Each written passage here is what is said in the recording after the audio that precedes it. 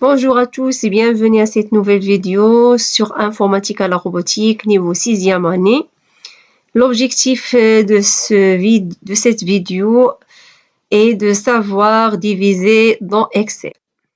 Alors, on a déjà vu la multiplication, la soustraction, l'addition et maintenant, on va voir la division.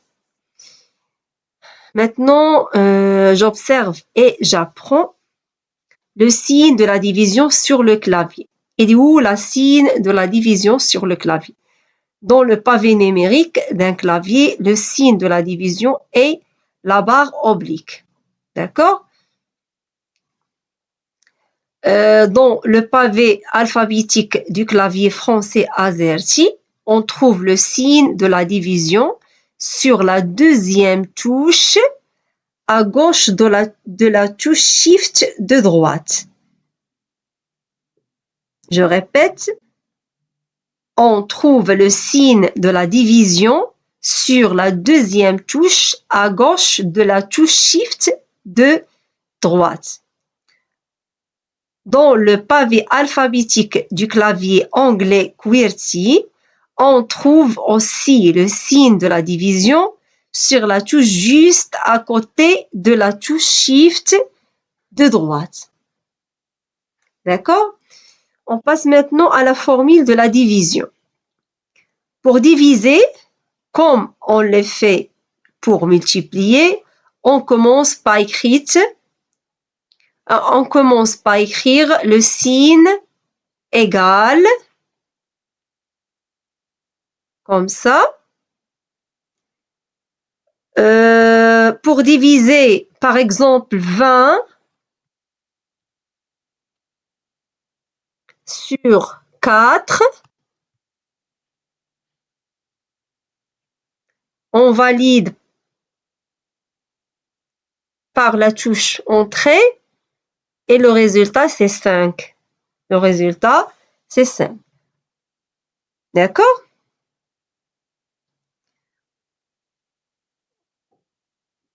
Maintenant, regarde la barre de formule. Il y en a 20 sur 4 égale à 5. D'accord? Une autre formule de la division. Par exemple, ici, il y en a 20. 20. Ici, il y en a 5. Et ici, je supprime cette bien 4. D'accord? Je fais la division égale l'adresse A4 divisé par l'adresse B4. On valide, c'est 5. D'accord? Les deux méthodes. Maintenant, on passe ici soit les données suivantes. Un marchand, voilà, je supprime ça.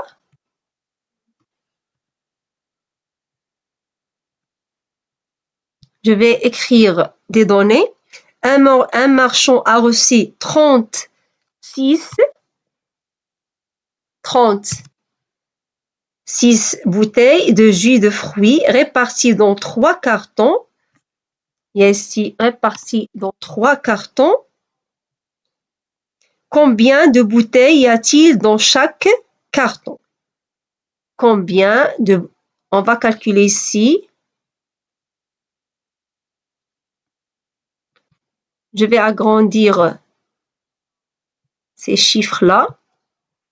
Et ici, je veux calculer combien de bouteilles y a-t-il dans chaque carton. Alors, les données qu'on a déjà dit, le nombre de bouteilles, ici, ça le nombre de bouteilles. MB, par exemple. MB, le nombre de bouteilles. Et on a le nombre de cartons, NC, nombre de cartons. Et je calcule le nombre de bouteilles dans chaque carton. Alors, on fait maintenant la division. On fait égal le nombre de cartons et divisé nombre de bouteilles divisé par le nombre de cartons et on valide par entrée. D'accord?